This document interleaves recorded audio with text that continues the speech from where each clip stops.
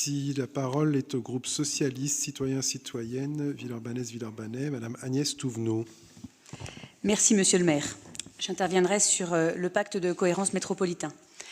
Érige des villes pour le temps et ses graines, pour le cœur et pour l'œil, pour l'âge et pour l'enfant, puis rompt l'enveloppe, suspends-toi au vent des territoires, chavire dans toutes les mers, renaît sur toutes les plages, gravit cette dune qui n'engendre que silence, puis à nouveau rejoint ces villes où l'événement t'attend.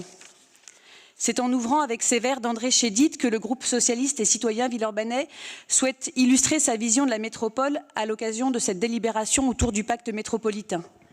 Ce poème s'intitule « Alterner ». Il résume la manière dont nous pensons que la métropole doit continuer de se construire. Un double impératif catégorique, moral et politique, celui de l'altérité et celui du mouvement. Premièrement, l'altérité, avec 59 communes aux réalités sociales et géographiques si diverses, impossible d'appliquer sans distinction des politiques publiques conçues depuis la rue du Lac. Ce n'est pas ce qui se passe, mais la tentation d'aller vite peut faire courir le risque de se suspendre des territoires, comme le dit la poétesse. Le deuxième impératif est celui du mouvement. Le mouvement, c'est ce dialogue permanent fait d'aller-retour, de discussions itératives entre la commune et une métropole qui conçoit un plan local de l'urbanisme et de l'habitat, un schéma d'accueil du jeune enfant, un schéma des solidarités. Le pacte ne détaille pas tout le travail au quotidien et les instances nécessaires, comités de liaison, réunions de coordination, ateliers d'élus qui sont nécessaires au-delà des seuls comités de pilotage. Ce sont bien des instances de dialogue, de confrontation dont nous avons besoin pour construire des politiques ajustées. Aujourd'hui, le pacte ne le détaille pas. Bien sûr, tout ne s'écrit pas, mais il est souvent nécessaire de formaliser des cadres de travail pour dépasser la seule bonne entente entre des élus métropolitains et communaux. Forte d'une légitimité issue du suffrage universel direct et élue sur un programme politique propre, il pourrait être tentant pour l'exécutif et la majorité métropolitaine de s'affranchir du fait municipal. L'articulation métropole-commune sera bien au cœur de la réussite du mandat. Sans naïveté sur les démarches des sénateurs républicains quant à l'évaluation en cours sur la métropole de Lyon, la question posée mérite tout de même une certaine attention.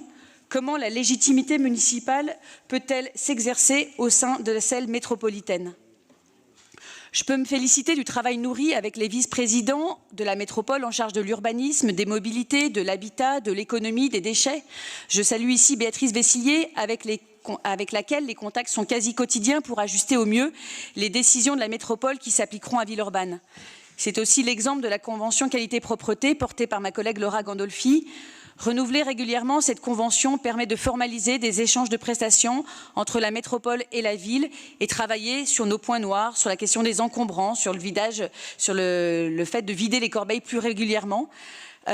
C'est finalement être au plus proche des préoccupations des habitants pour parvenir à sentir l'âge et l'enfant. Ces politiques portées par la métropole sont aussi le fruit de la communauté urbaine et d'une habitude longue de dialogue nourri entre les communes et ce qui était l'établissement de coopération intercommunale. Unité sans uniformité, coopération sans absorption. La territorialisation des services de la métropole constitue aussi une bonne réponse organisationnelle.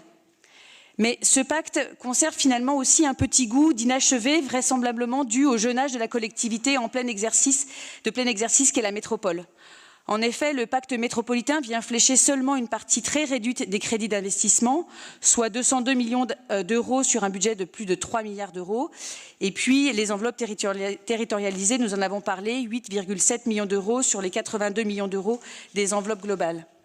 Par ailleurs, aucun élément sur les besoins de financement, de fonctionnement qui procèdent de la réussite du projet de mandat de la métropole. Je pense aux politiques sociales. Lors de la création de la métropole, nous avions pu constater, lors du précédent mandat, qu'il y avait presque autant de travailleurs sociaux à Thizy, dans le Beaujolais, qu'à Villeurbanne. Quid aujourd'hui des rééquilibrages attendus ? Nous le savons et nous le vivons au quotidien, le maire et ses conseillers municipaux sont en première ligne, tous les jours, avec des citoyens de plus en plus impatients, de plus en plus exigeants, de plus en plus dubitatifs dans la capacité de l'action publique à changer réellement leurs conditions de vie.